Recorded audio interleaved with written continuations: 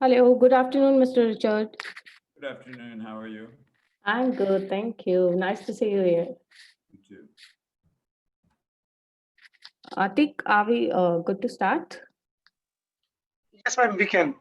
Okay, Mr. Richard, good to Can I wait start for now. Pradeep, sir? Yes, I think we should wait for a moment and then we can start. Is that okay, Mr. Richard? Sure.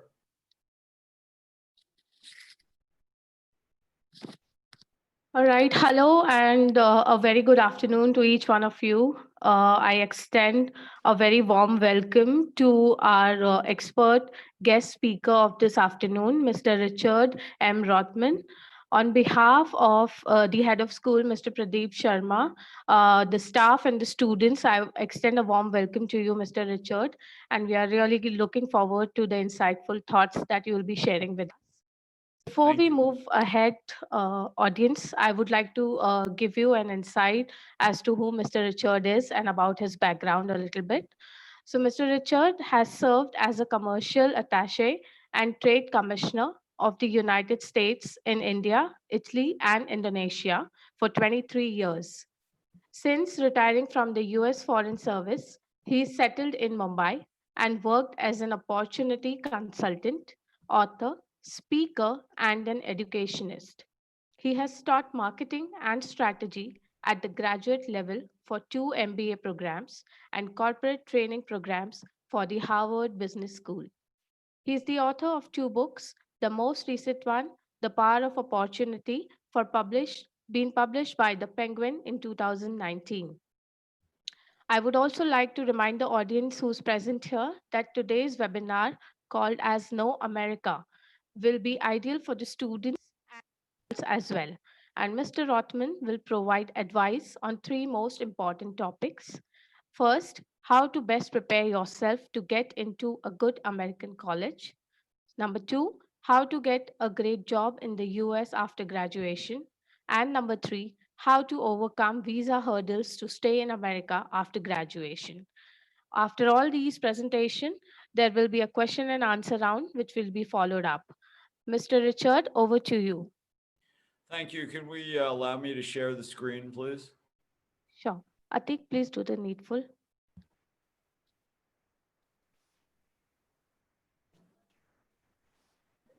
Okay.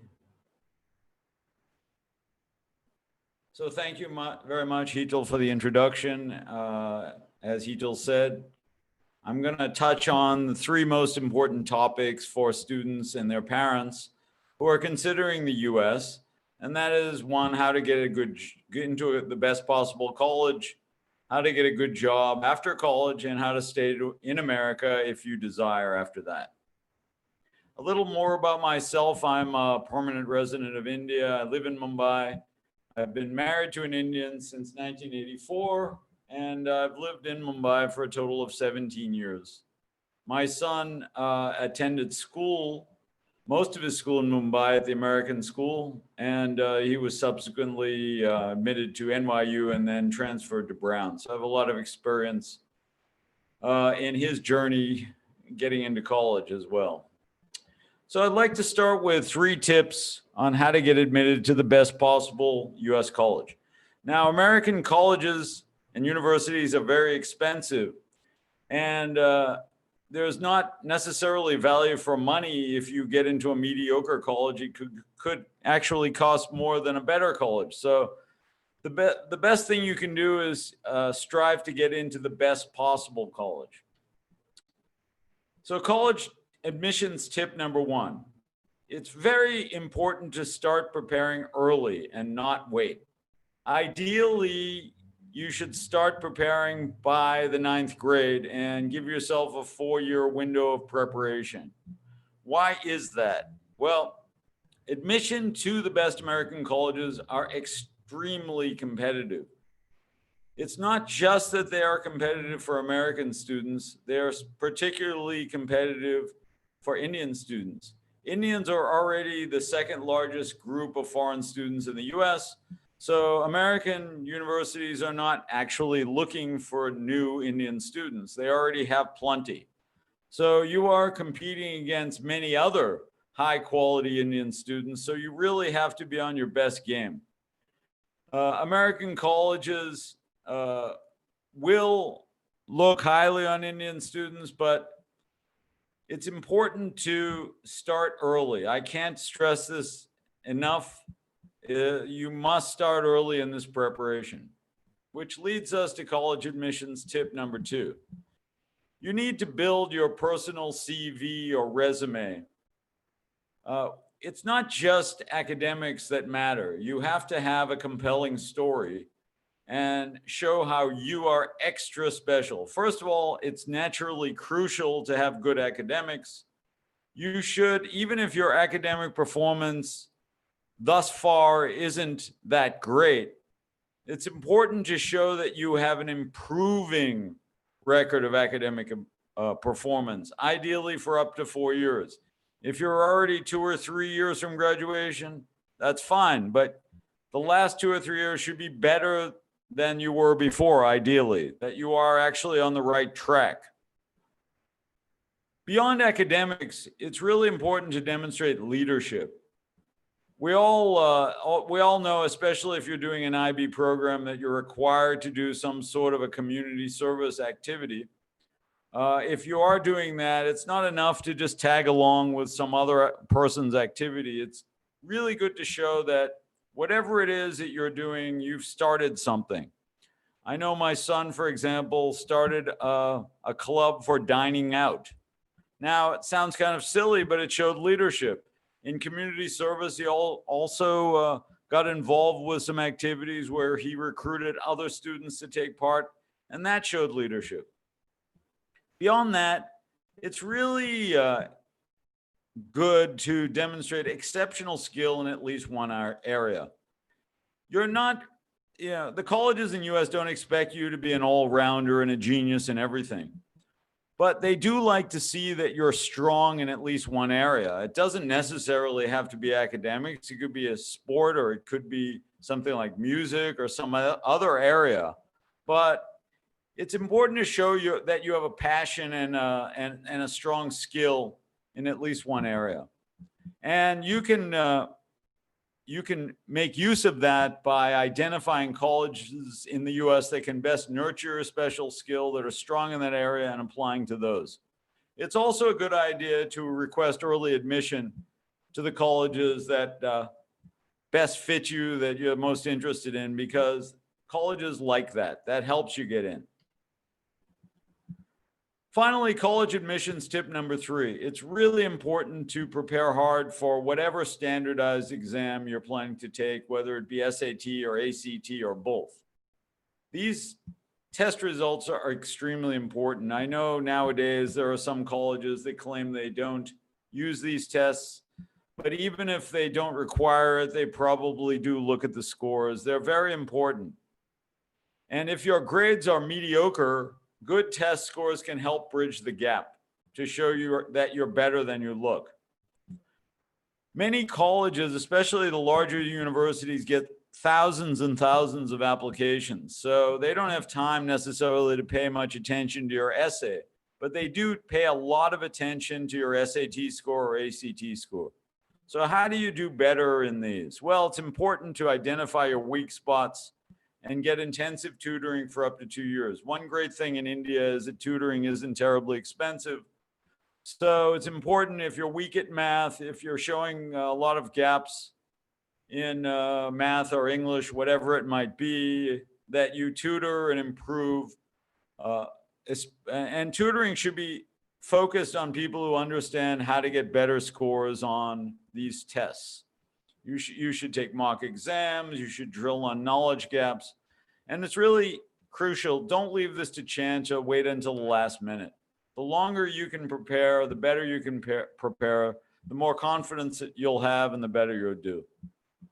You need to at least meet the required thresholds for the colleges that you're planning to apply to. Okay, moving on to 3 tips on how to get a job in the US after you graduate. Well, first of all, it does matter what you study. Why? Well, all graduates from an American university are allowed to work in the US under the OPT, or optional practical training visa. But STEM graduates, those who studied science, technology, engineering, and math, can work for up to 3 years with an OPT degree, under the OPT visa, which allows them to have much more serious employment, much more useful employment, whereas non-STEM graduates only can work for 1 year. And there's generally, of course, more demand for STEM graduates depending on the specialization and how well you do, and of course, where you studied. Now, of course, many of you are not interested in STEM, and I'm not recommending that you study STEM just because you can get a longer OPT visa.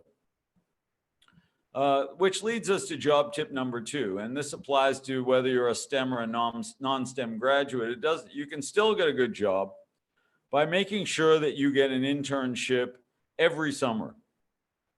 So why is that? Well, if you're serious about working in America, summers are not meant for leisure. I know a lot of students feel they worked hard during the school year and they want to relax, but that's not a good idea. Potential employers in America are much more likely to hire you after graduation if they have sampled your skills, and most, if not many, if not most of the students you're competing with for these jobs are taking internships to get their foot in the door, and so must you. I know it can be inconvenient for Indians if they don't have a place to stay in the US. It could have additional expense. But frankly, it's the only way to really get the kind of job that you want after college is to get internships. And ideally, you should do it every summer. You could sample different types of work, different types of employers. It also helps you to sample the employer to see who you'd like to work for. And without internships, it's very, very hard to get a job. It just gives you a handicap if you haven't done internships. Which leads me to job tip 3. A lot of Indians think that they can rely on their dad's connections or family connections to get a job in the US after they graduate. And while it might be true that your family has some contacts in the US, they're not necessarily the right ones for you. The chances that they're actually the right ones are pretty low. So in addition to pursuing internships, you should make full use of your college's career counseling resources. Most colleges and universities have career counseling resources. They also have alumni networks. Use these to help you connect with employers, to line up internships, to get job interviews.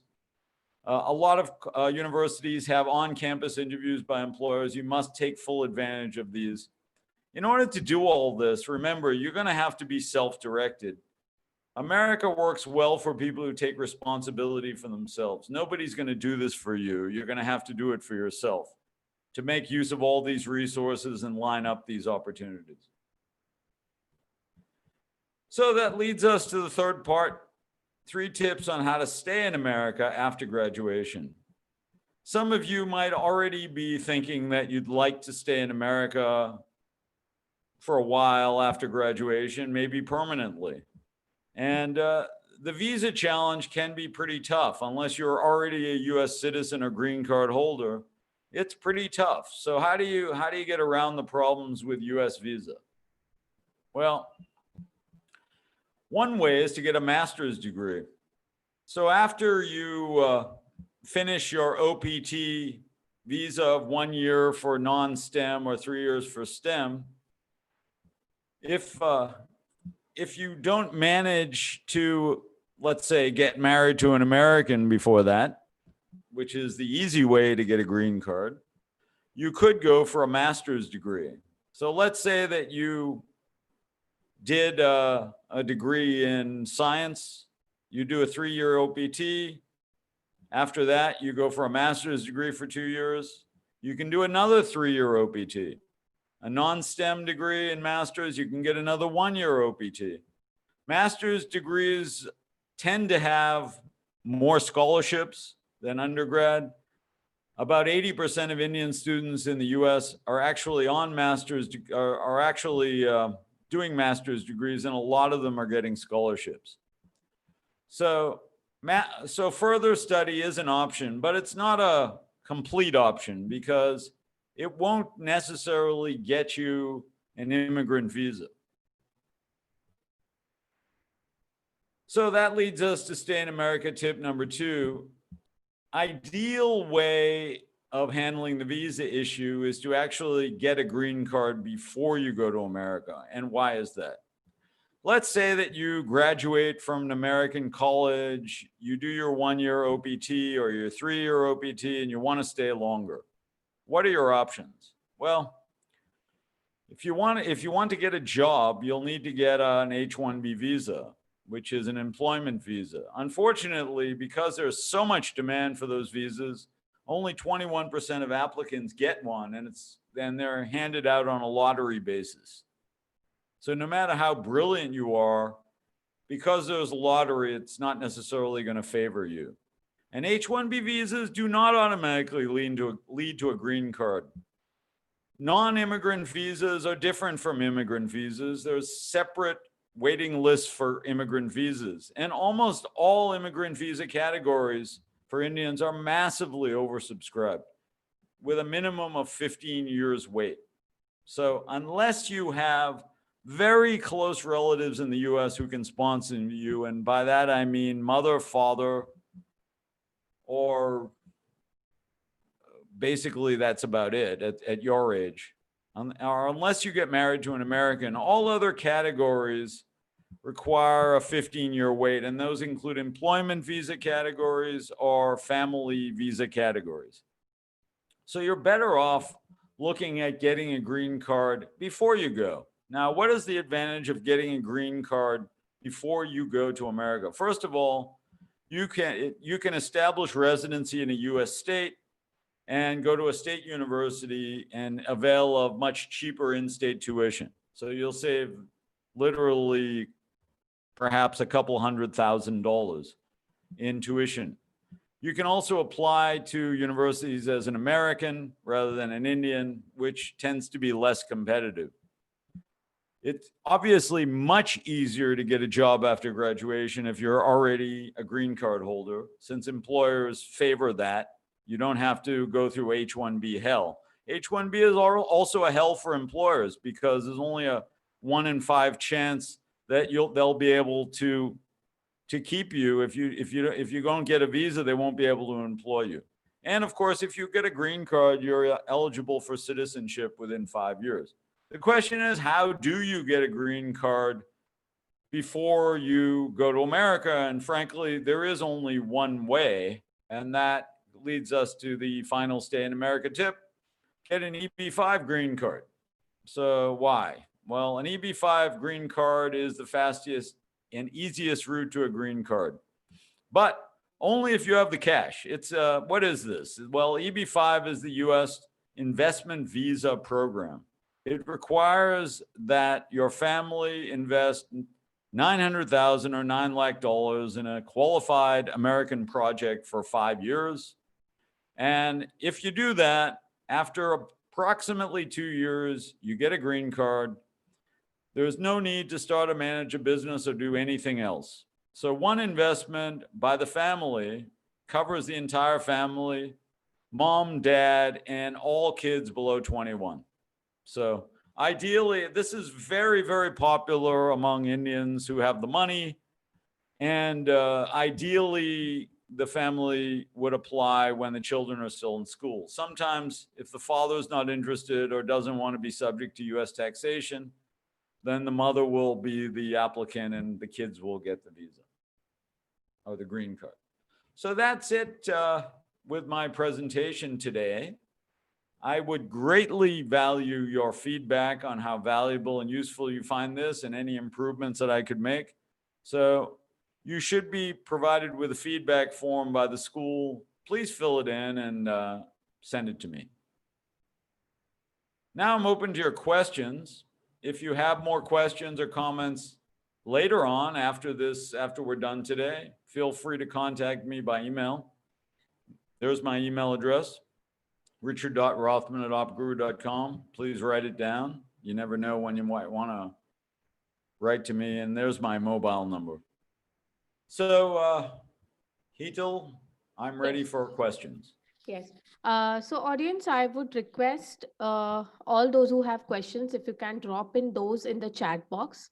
I'll be more than happy to read them out on your behalf, and Mr. Richard will guide us accordingly.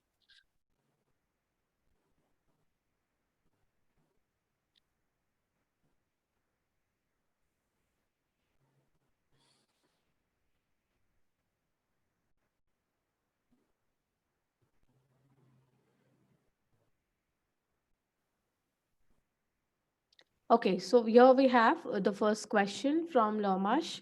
Does good SAT score help get scholarship? Can you repeat that? Because half of Sure. what you said. Yes.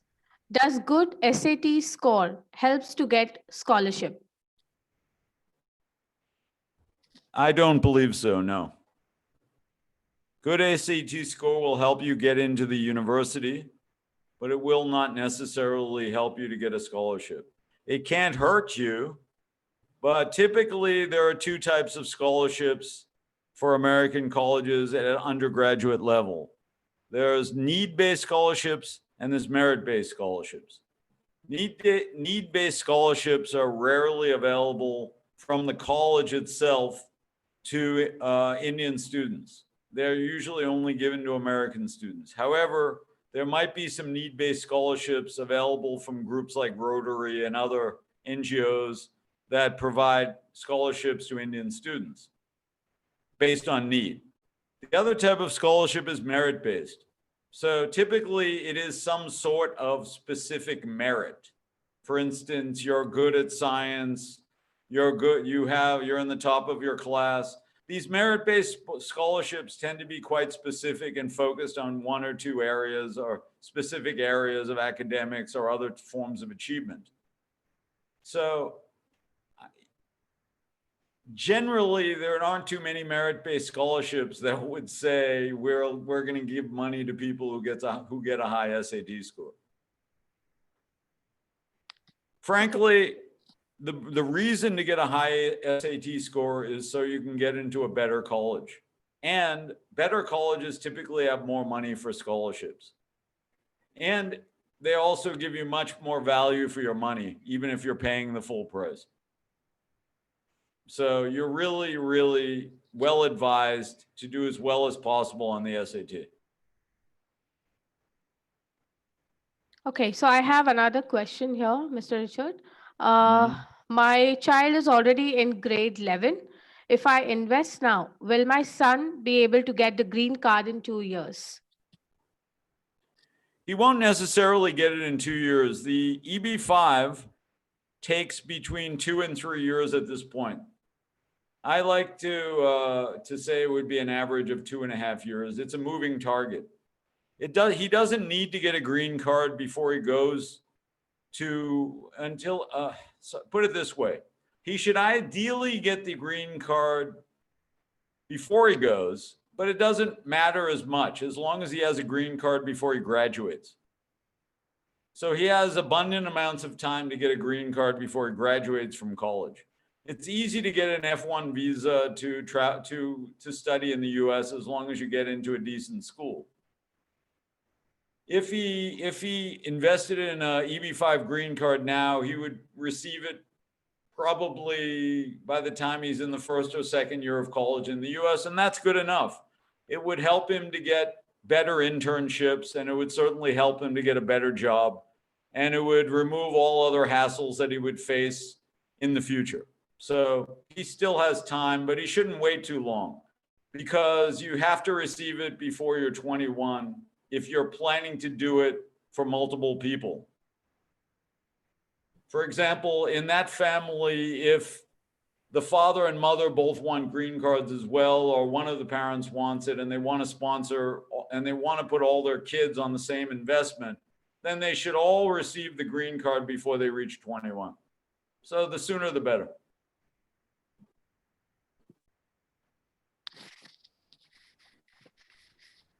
Okay, there's next question. Which state would you suggest if I wish to study in college program to save on cost?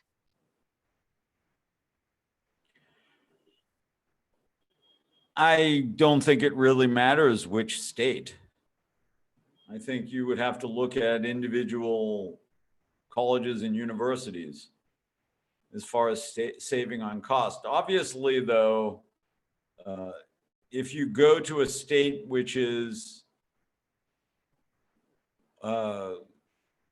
if you go to, it's not really so much state, if you go to some of the areas that are more popular and expensive, then it's more expensive. So you obviously would want to avoid studying in New York City or Los Angeles or San Francisco or Seattle or these kind of, or Boston, these kind of very popular destinations that have very high costs of living. You would want to look at cheaper places, perhaps like Texas or, you know, I don't know, more rural places. But I'm sure you could also examine, there's plenty of information online about which state and local state universities have the lowest fees for out of state residents applying. You can look at this sort of thing. You would avoid private universities and look at which of the state universities are cheapest for non-state residents. And you can look at that. There's plenty of information available. You could research this. Okay. So here goes the next question. Is there scholarship available for students who want to go for medical? If yes, then what are the basic requirements for it? I don't have that information. There's plenty of information online where you can research this. My guess is that there are certainly such scholarships available, but you would have to do the research. How many colleges should I apply to? Usually, I'm not a college admission counselor, but I know that many of them advise that you apply to 8 to 10 colleges. However, you could avoid applying to 8 to 10 colleges by figuring out which college is your most desirable and which one you also have a good chance of getting into, and doing early admission to that college, an early admission request. And if you are admitted early, you don't have to apply to the other 7 or 8 that you're planning on. So that's what happened with my son, for example. He had a list of 10 colleges that he could apply to, but he ended up only applying to NYU because he got in as an early admission candidate. And how do the colleges evaluate my application? They evaluate applications based on a number of factors. One is your academic record. Second is your SAT or ACT score. And third is the other information they request in your application, such as an essay and other information. And they also look at, as I said, they look at your CV. They look at the activities you took part in, your leadership abilities, and how strong you are in at least one skill or special area, where they can make the case that, you know, even if you're applying to some of the most competitive colleges like Ivy League, a huge percentage of the applicants are already the number one in their class. And even people who've graduated number one in the class are turned down. They're looking for people who have special skills. They're looking for people who stand out in some ways. And also they're looking for people who have leadership skills or strong community service or something. So all of these are pieces of the puzzle that you need to work on.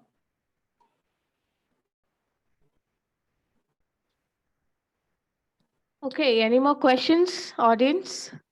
We have read out all the questions that were on the screen till now.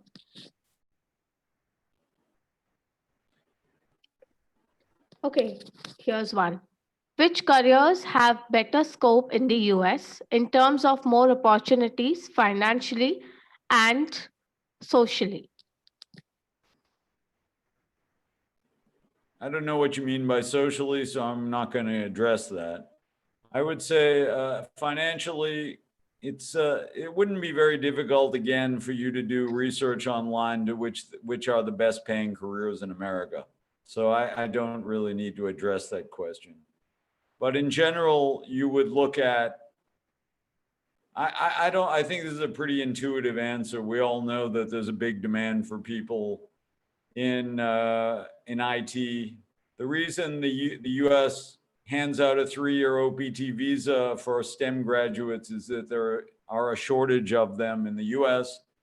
So obviously you'd be better off pursuing that one of the careers in STEM or in some field of medicine or something like that, because those are always in demand.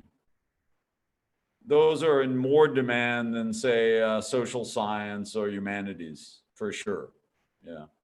But you know, you're better off, frankly. You know, all the questions, many of these questions are asking, are really not very difficult to find answers to online.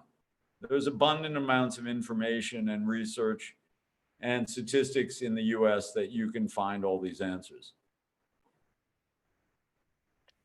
Okay, here's one more. Um, I was told that if I score 5 on 7 in English, I need not to sit for the TOEFL or the IELTS for UK. Is it the same for the US? I have no idea. Okay.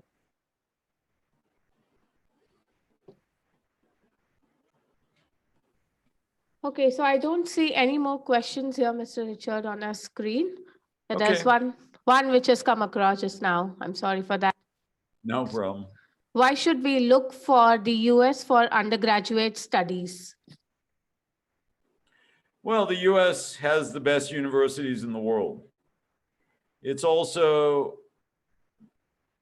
generally considered to be the most desirable country to work in the world.